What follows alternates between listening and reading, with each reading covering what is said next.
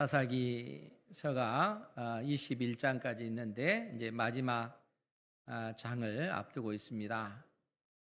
다음 주에 한 번 더 설교함으로 사사기를 마무리 지으려고 합니다.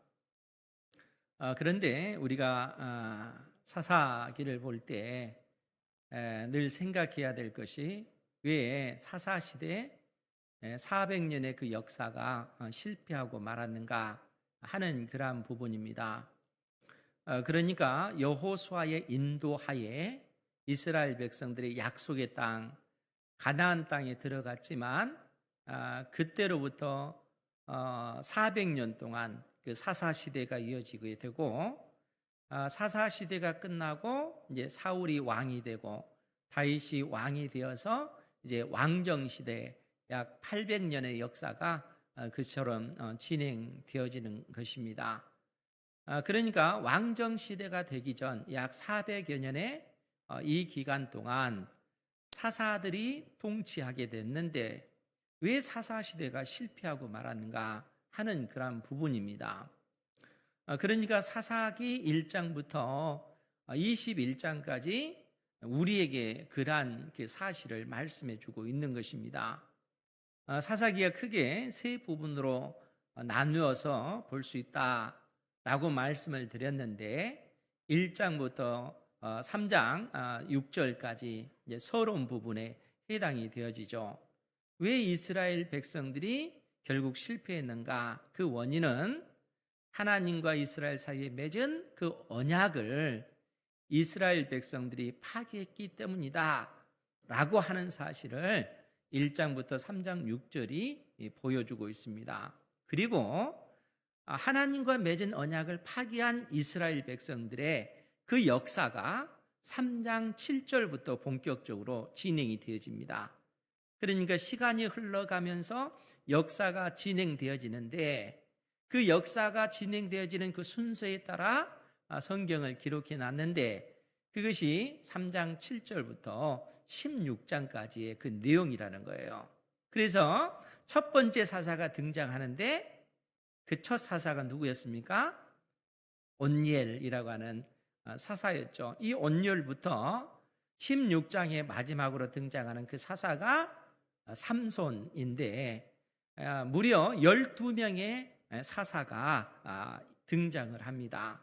그런데 그 내용을 보면 한결같이 이스라엘 백성들이 하나님 앞에 범죄하여 이 가나안 땅에 사는 족속들이 섬기는 그 우상들을 이스라엘 백성들이 섬기고 가나안 땅에 사는 족속들이 살아가는 삶의 방식을 그대로 답습해 살아갈 때 하나님께서는 하나님 백성으로서 그 정체성을 상실해버린 그 이스라엘 백성들을 심판하십니다.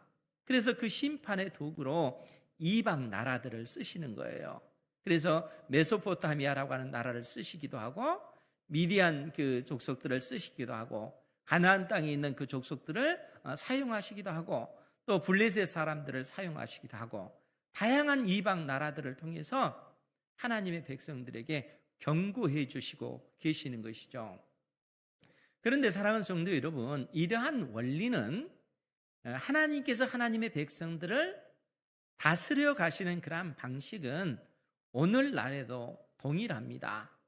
우리가 하나님의 자녀로 부르심을 받았기 때문에 여러분들이 만일 하나님의 자녀답게 믿음 위에 견고히 서서 하나님을 예배하는 삶을 살지 아니하고 이 세상 사람들이 살아가는 삶의 방식을 그대로 답습해서 여러분들이 그 방식을 카피해서 여러분들이 살아가면은 하나님께서는 여러분들을 사랑하시기 때문에 여러분들에게 징계의 채찍을 가하신다는 거예요.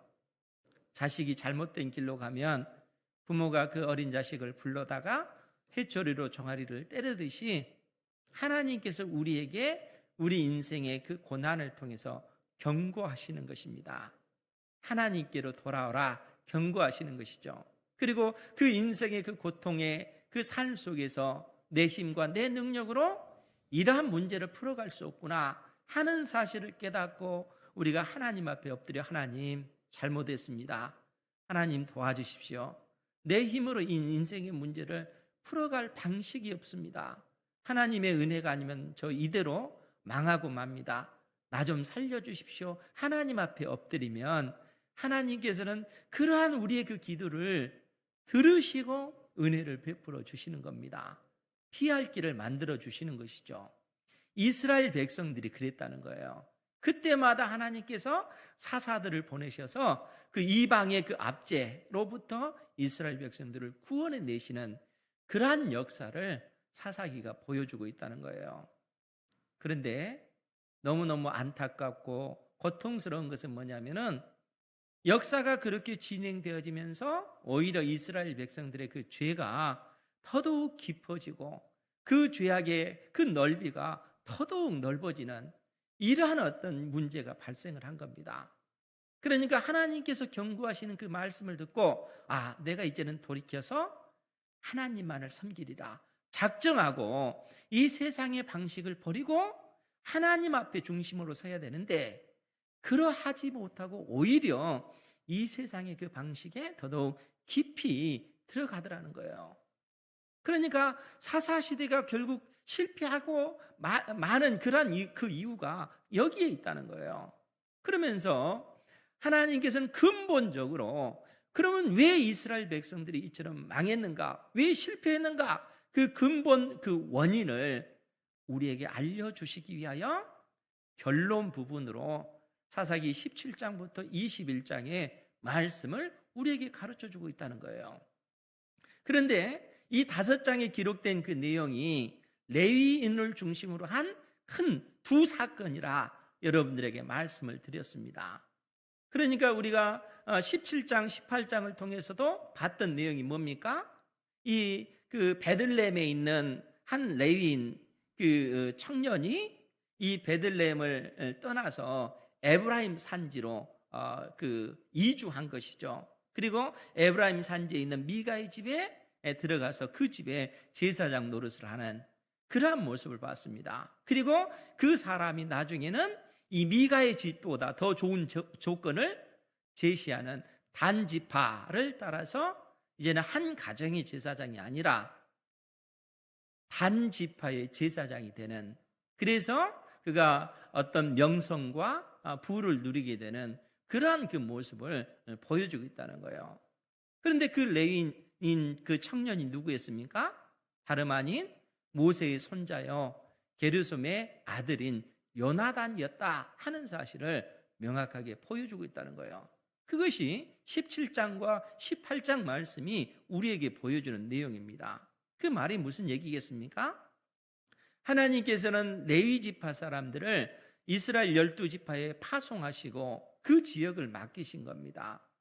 그런데 이 레위인 청년은 베들레헴 이 지역을 그에게 할당된 그 지역에서 그에게 맡겨준 사명, 하나님의 말씀을 하나님의 백성들에게 가르치는 그 사명을 감당하지 아니하고 이 베들레헴 이 촌보다는 종교의 어떤 중심지인 이 에브라임 산지 이곳으로 가서 내가 나의 이름을 내고 부와 명예도 얻자.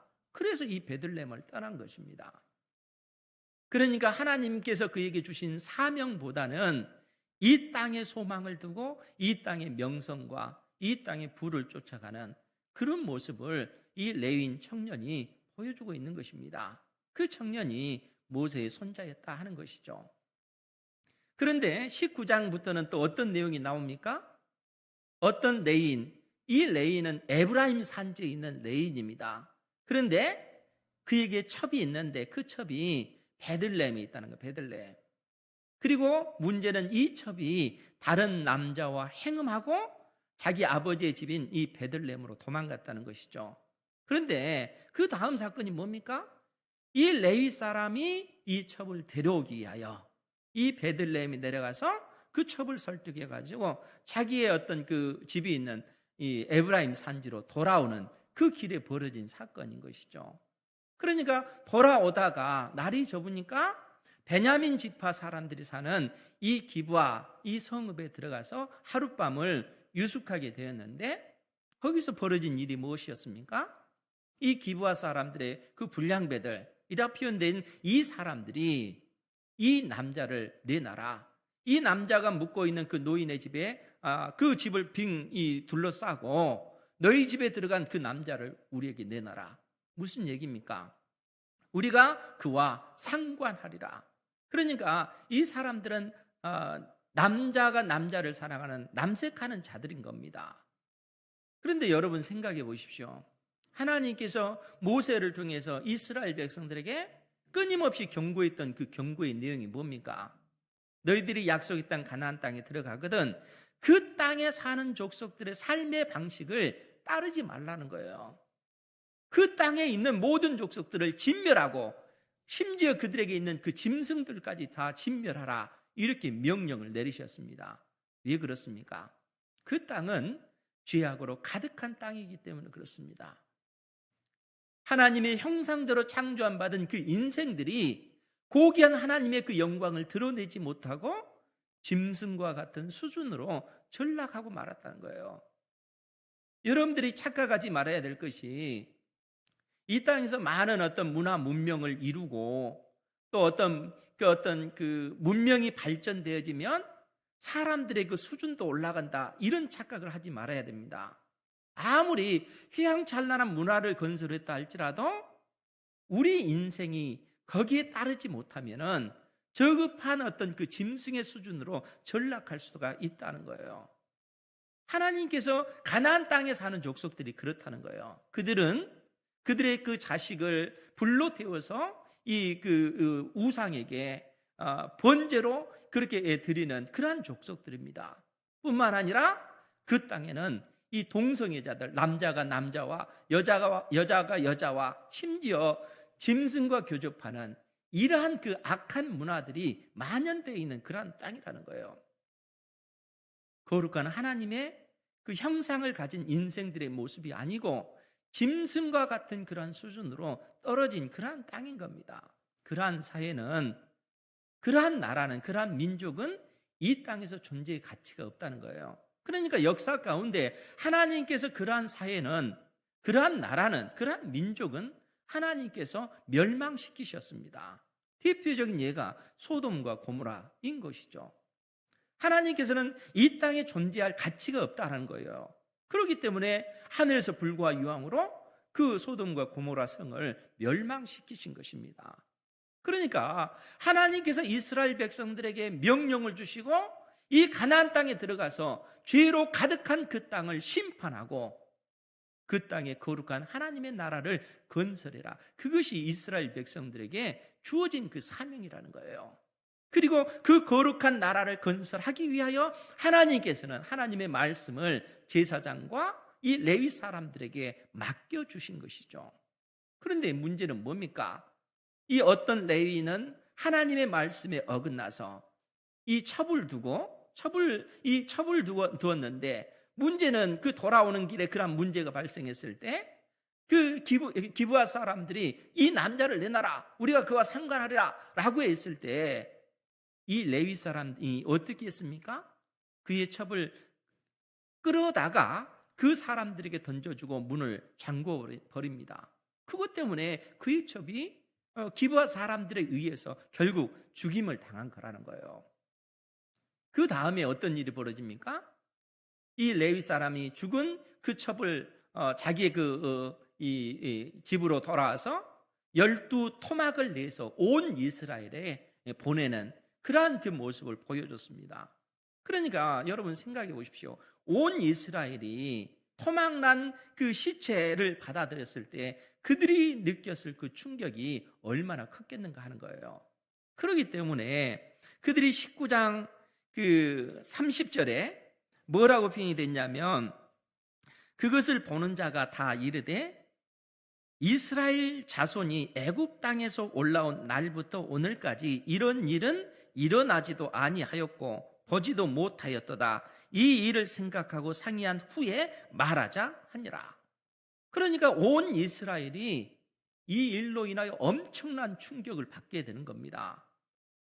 즉 우리 이스라엘 백성들이 애굽 땅에서 지금 이 가나안 땅으로 들어온 그 이래로 이와 같이 충격적인 그런 사건을 우리가 접한 적이 없다는 겁니다. 그래서 도대체 이러한 어떤 그 일의 원인이 어디에 있는가 해서 온 이스라엘이 미스바로 모이게 됩니다. 더더구나 칼을 찬 사람 40만 명이 모였다라고 표현하고 있습니다. 그것이 20장 1절부터 그렇게 표현이 되어 있는데 제가 그 부분을 한번 보겠습니다. 사사기 20장 1절부터요. 이에 모든 이스라엘 자손이 단에서부터 브엘세바까지와 길르앗 땅에서 나와서 그 회중이 일제히 미스바에서 여호와 앞에 모였으니, 그러니까 모든 이스라엘 자손, 북쪽으로는 단, 남쪽 끝에가 브엘세바고 요단강 건너에 있는 길르앗 땅에서까지 온 이스라엘이 미스바에 모였다는 거예요. 그러니까 온 이스라엘 백성들이 엄청난 충격을 받은 것이죠.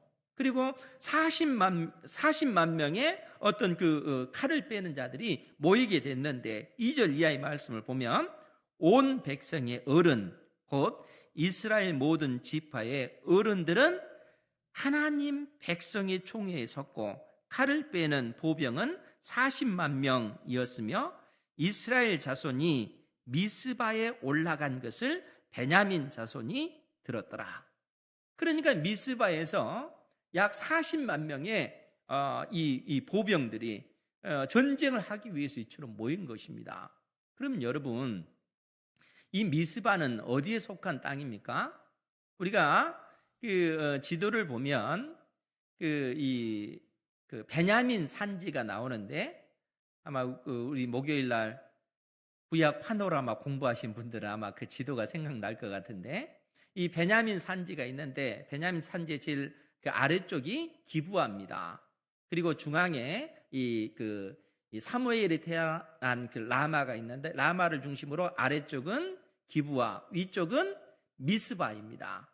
그러니까 이 미스바는 이 베냐민 지파에 속한 땅이라는 거예요.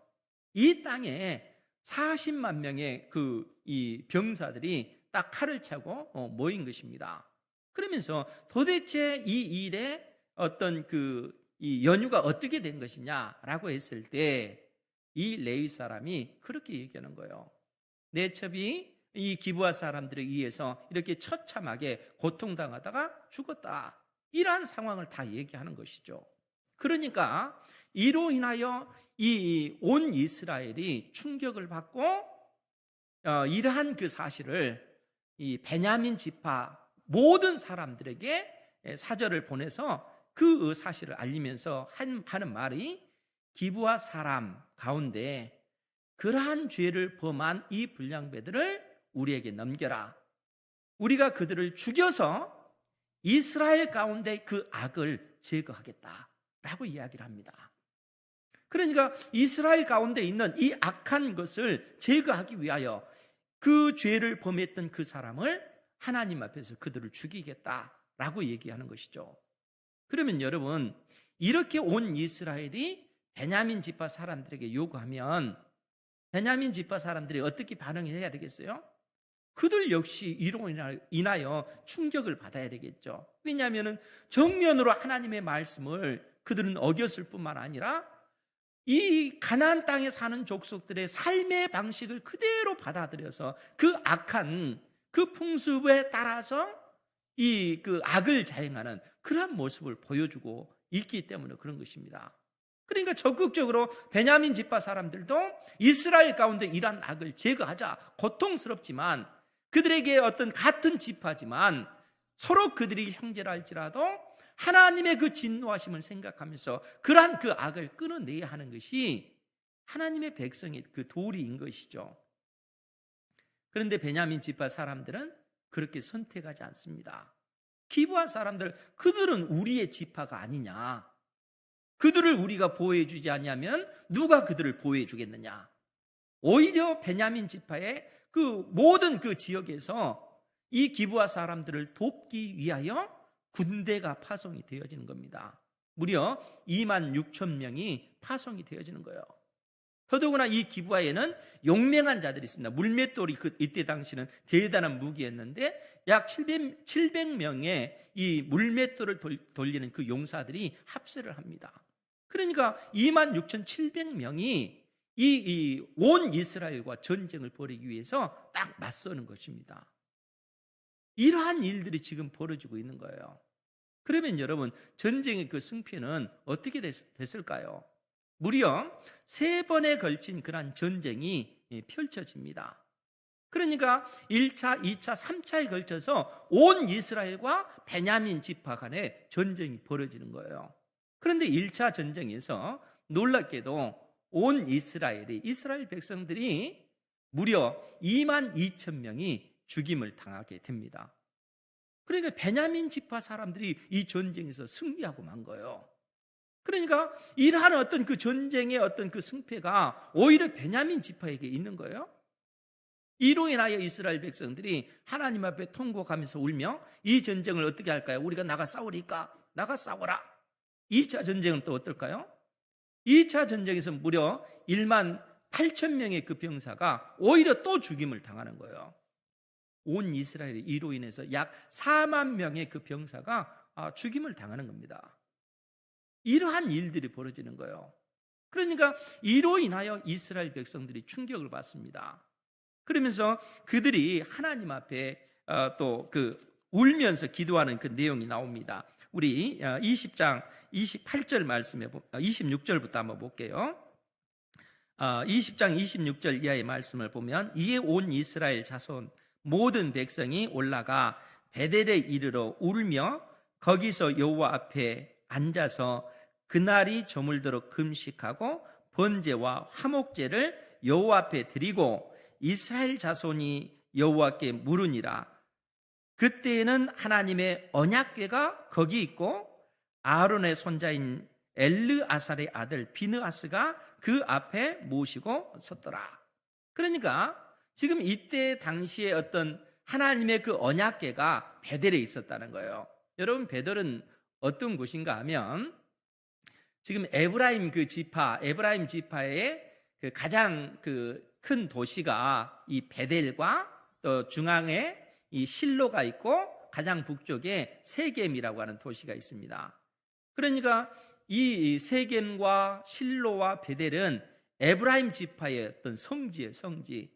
하나님의 성막이 이 가나안 땅에 들어갔을 때 세겜 땅에 있다가 실로에 있다가 베델에 있다가 이 실로에서 계속 거주하게 됩니다. 그것이 이제 400여 년 동안 하나님의 성막이 에브라임 지파에 속해 있었다는 거예요. 그러니까 종교의 중심지는 에브라임 산지에 있는 것입니다. 이 베들레헴 같은 거는 시골 지역이라는 거예요.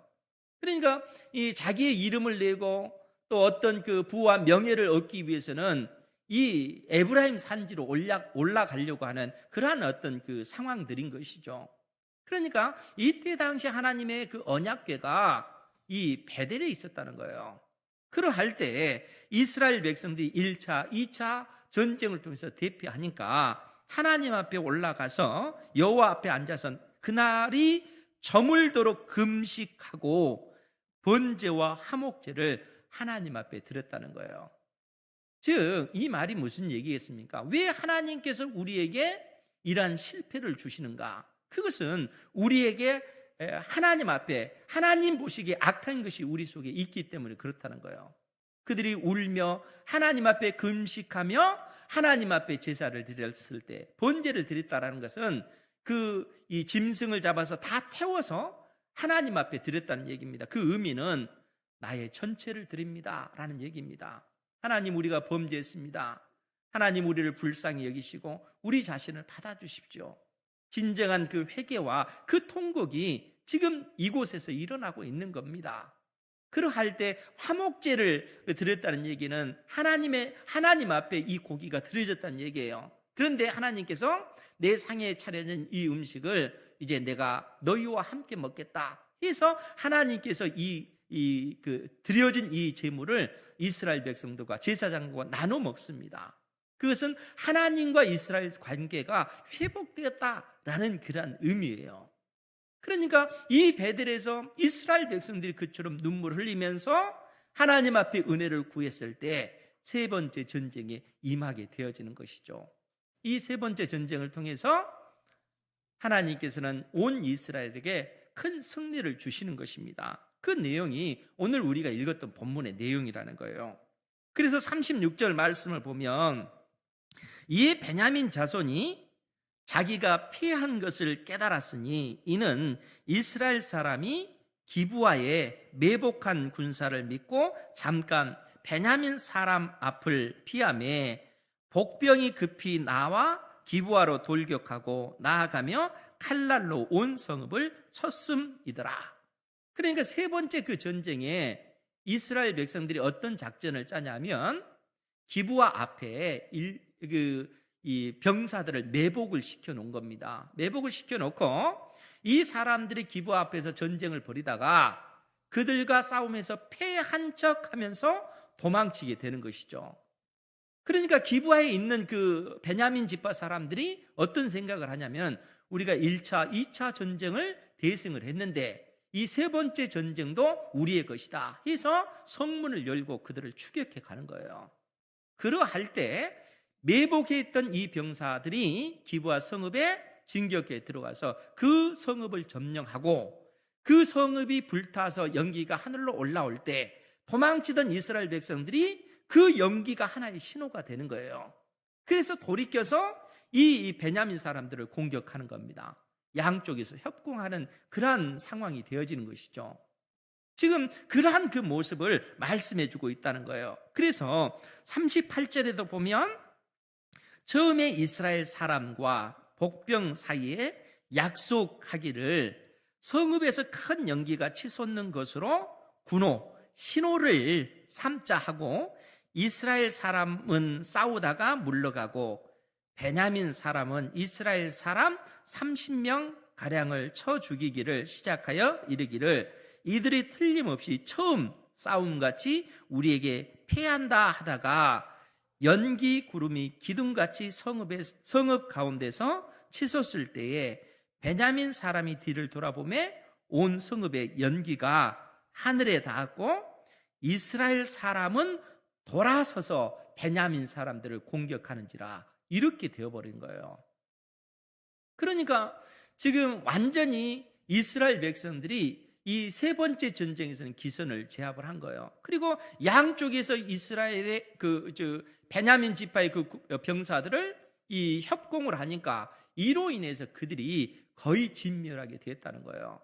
그래서 결국 그들의 생명을 부지하기 위하여 광야로 도망치게 됐는데 그래서 베냐민 지파 사람들 600명만 살아남는 그런 모습을 보여주고 있습니다. 그 이후 온 이스라엘은 이 기브아 성읍을 베냐민 자손들을 어떻게 처리하냐면 48절 말씀입니다. 47절부터 볼까요? 47절 보면 베냐민 사람 600명이 돌이켜 광야로 도망하여 림몬 바위에 이르러 거기에서 넉 달 동안을 지냈더라. 이스라엘 사람이 베냐민 자손에게로 돌아와서 온 성읍과 가축과 만나는 자를 다 칼날로 치고 닥치는 성읍은 모두 다 불살랐더라. 그러니까 광야로 도망간 600명은 살아남고 온 이스라엘이 다시 베냐민 지파의 그 성읍에 쳐들어와서 남녀노소 할 것 없이 심지어 짐승들까지 다 쳐 죽이는 이러한 그 악을 자행을 하는 겁니다. 이러한 악을 자행하는 거예요. 왜 그런가 하면 하나님께서 실상 이스라엘 백성들을 거룩한 백성으로 부르시고 거룩한 나라의 그 군대로 하나님께서 삼으시고 너희들이 죄로 가득한 이 가나안 땅에 사는 족속들을 진멸해라. 심지어 가축들까지 진멸해라. 이런 명령을 내리셨는데 이제는 이 가나안 족속들과 같은 처지가 지금 베냐민 지파가 되고 만 거예요. 그러니까 온 이스라엘이 베냐민 지파 사람들을 죽이기를 마치 가나안 땅에 사는 족속들을 죽이듯이 이처럼 심판하고 있다는 거예요. 사랑하는 성도 여러분, 이 전쟁의 그 결과는 온 이스라엘과 베냐민 지파가 함께 하나님 앞에 하나님의 그 진노를 받고 있는, 하나님의 심판을 받고 있는 그런 모습을 보여주고 있습니다. 그러면 여러분 생각해 보세요. 그러면 도대체 이러한 어떤 사건이 언제 일어난 걸까요? 이스라엘 그 사사시대의 그 역사, 400여 년의 그 역사, 이 초기에 벌어진 사건일까요? 아니면 끝에 벌어진 사건일까요? 놀랍게도 지금 17장부터 21장까지의 그 내용은 사사시대 초기의 그 사건이라는 거예요. 오늘 이 어떤 레위인 이 사건도 지금 이 가나안 땅에서 벌어지는 온 이스라엘과 베냐민 사람들의 그 전쟁도 결국 언제 벌어진 겁니까? 28절에 아론의 손자인 엘르아살의 아들 비느하스가 그 앞에 모시고 섰더라, 이렇게 성경이 기록되어져 있다는 거예요. 아론의 손자인 비느하스 때, 여러분 아론에게는 네 아들이 있잖아요. 나답과 아비후는 그 잘못된 불을 들이다가 결국 죽임을 당했고, 이 엘르아살과 이다말이라고 하는 두 아들이 남았는데 엘르아살의 아들이 비느하스입니다. 그리고 이다말의 그 후손이 사사시대 끝에 등장할 엘리 제사장의 그 어떤 그 조상이 이다말이에요. 그러니까 아론의 그 후손들만 대제사장이 될 수가 있습니다. 이 모세의 손자는 이 아론의 그 후손이 아니기 때문에 제사장이 될 수가 없어요. 그럼에도 불구하고 이 모세의 손자 이 요나단은 스스로 자기가 제사장이 됐잖아요. 하나님의 법을 그처럼 무시하는 그러한 시대인 거예요. 그러니까 오늘 이 사건이 벌어질 때도 아론의 손자인 엘르아살의 아들 비느하스 때에 벌어진 겁니다. 그럼 비느하스를 여러분 생각해 보세요. 비느하스가 이 가나안 땅에서 태어났을까요? 그렇지 않습니다. 비느하스는 이미 광야 40년 동안 모세의 그 인도하에 있을 때 비느하스는 이 광야 세대입니다. 광야 세대예요. 그러니까 이 하나님께서 이 광야에서 이스라엘 백성들을 위해서 행하신 그 모든 기적과 그 능력을 경험했던 사람이 비느하스라는 거예요.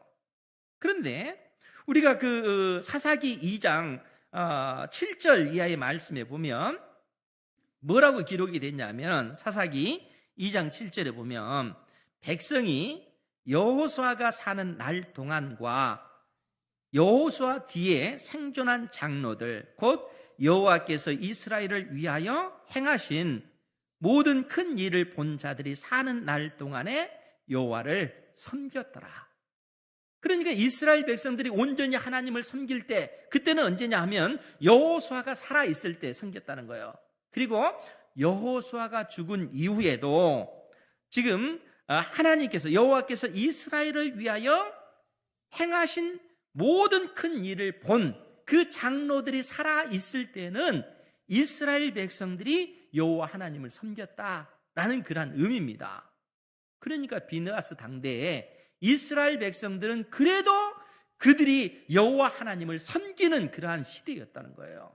왜냐하면 하나님께서 이스라엘 백성들을 위해서 광야에서 행하신 일들을 그들은 다 경험했기 때문에. 그런데 그러한 시대에서도 지금 어떤 일이 벌어지고 있는 거예요? 그러한 시대에 이 기브아 땅에, 그 가나안 땅에 사는 족속들이 행하던 그 악한 그 풍속을 그대로 본받아서 그 삶의 방식을 받아들여서 그 방식대로 살아가는 그러한 자들이 이 기브아 땅에 생긴 거예요. 하나님의 백성들 가운데. 여러분, 어떻게 해서 이러한 문제들이 발생하는 겁니까? 마땅히 하나님을 경외해야 하는, 그래서 이 세상과 구별된 백성으로 존재해야 될 하나님의 그 백성들이 오히려 이 세상의 그 풍습을 사모하고 그 풍습을 부러워하고 그 세상의 어떤 삶의 방식을 오히려 흡수하는 이러한 악한 모습을 보여주고 있다는 거예요. 하나님의 그 능력을 경험하는 그 세대, 그 장로들이 살아있는 그때 이러한 일들이 벌어지고 있다는 거예요. 사랑하는 성도 여러분, 우리가 하나님의 자녀로서 새 사람으로 살아간다는 것은 이 세상의 삶의 방식을 버리고 하나님의 약속의 말씀에 의거한 생각의 그 체계를 형성하는 것입니다. 세상적인 방식을 버리는 거예요. 하나님께서 말씀하신 바를 믿음으로 살아감으로써 새 사람으로서의 삶의 방식을 따라 살아가는 것이 하나님의 자녀의 그 모습이라는 거예요. 그러니까 이 세상이 어렵고 힘든 그러한 상황이 되어지면 그러할 때일수록 더더욱 우리가 하나님의 말씀을 의지하여 믿음의 삶을 살아가야 되는 것이죠. 코로나19 이 시대에 오히려 우리의 믿음이 있음을 하나님 앞에 보이는 세대가 되어져야 된다는 거예요. 이 시대를 본받으면 안 된다는 겁니다. 세상 사람들이 살아가는 그 거대한 그 흐름에 따라서 우리의 몸을 맡기고 가는 것이 아니라 그 흐름을 거부하고 하나님의 말씀을 의지하여 우리가 이러할 때일수록 우리 믿음이 있음을 보이는 그러한 시대가 되어져야 된다는 겁니다. 주님께서 우리를 이러한 그 시대 가운데 두신 것은 그러한 시대 속에서 우리가 이 세상에서 빛으로 소금으로서 그 본연의 그 모습을 드러내라고 우리를 이 땅에 존재하게끔 하신 것이죠. 이러한 삶의 방식을 따라가는 여러분들 되시기 바랍니다. 이러한 삶을 살아가야 되는 거예요. 그런데 그러한 삶을 이 사사시대에 이 하나님의 자녀들이 그렇게 살지 못하는 거예요. 무엇보다도 이러한 혼탁한 그 시대에 하나님의 말씀을 맡은 자들이 온전히 하나님 앞에 서지 못한 것이죠. 그러니까 오늘날 한국교회의 가장 큰 그 1차적인 문제도 어찌됐든 말씀을 맡은 목사님들이 가장 큰 문제인 것입니다. 그러니까 성도 여러분, 하나님 앞에 그 말씀을 맡은 자들을 위해서 기도해 주셔야 돼요. 그리고 말씀을 맡은 자들이 자기들의 그 직무 유기함으로 말씀을 연구하여 정말 하나님의 말씀을 가르치는 그러한 일에 전념치 아니하면 지금 저 목사님이 하는 말씀이 진짜 진리인가? 여러분들이 성경을 깊이 보고 묵상하고 하는 것을 통해서 의문을 갖고 제기를 하셔야 된다는 거예요. 그거 하지 않으면은 잘못된 그 길로 인도하는데 그대로 같이 따라가서 멸망의 그 길로 갈 수밖에 없는 겁니다. 시대가 그렇다는 거예요. 여러분 생각해 보십시오. 모세의 손자 그 요나단이 하나님께서 그에게 베들레헴을 맡겨주셨는데 내가 이 베들레헴 총국에서 있기보다는 그 종교의 중심지인 하나님의 성막이 있는 실로를, 베델을, 그 세겜을, 그 에브라임 산지 그곳으로 내가 가겠다. 그곳에서 내가 부와 명예와 권력을 얻어야 되겠다. 이런 욕망으로 이 베들레헴을 떠나간 거잖아요. 그러니까 이 땅에 소망을 두면 그렇게 되어지는 겁니다. 자기의 어떤 그 삶의 편안함을 위해서, 더 많은 재물을 얻기 위해서, 명성을 얻기 위해서 자기에게 맡겨준 그 사명을 포기하고 그 길로 가는 것이죠. 오늘날 하나님의 말씀을 맡은 자들이 그러한다면은 결국 그 사회는 무너지게 되어지는 것이죠. 하나님의 말씀을 알지 못할 뿐만 아니라 그 말씀대로 순종하는 삶이 없어지면 그 시대가 그처럼 무너지고 마는 것입니다. 오늘 이 시대도 역시 마찬가지라는 겁니다. 하나님께서 왜 이 사사기 말씀을 통해서 오늘 우리에게 말씀하시겠습니까? 그것은 여러분들 한 사람 한 사람을 향해서 오늘 하나님께서 그처럼 말씀하고 계시는 것입니다. 내가 너를 이 땅에서 불러낸 것은 이 세상 사람들과 더불어서 이 세상의 즐거움을 누리고 살라는 것이 아니라 하나님의 자녀답게 하나님께서 너와 함께 동행하는 것을 너의 삶을 통해서 증거해라. 세상의 방식을 카피하지 말고 하나님의 말씀을 의지하여 믿음의 삶을 살라라고 말씀하시는 것입니다. 주께서 여러분들의 심령 가운데 하시는 그 말씀을 다시 한번 새기시고 여러분들 마음판에 새기시고 하나님의 말씀을 부지런히 배우시고 부지런히 또 여러분들의 마음판에 새기시고 순종하는 그러한 삶이 되기를 주님의 이름으로 축원드립니다. 아멘. 기도하겠습니다.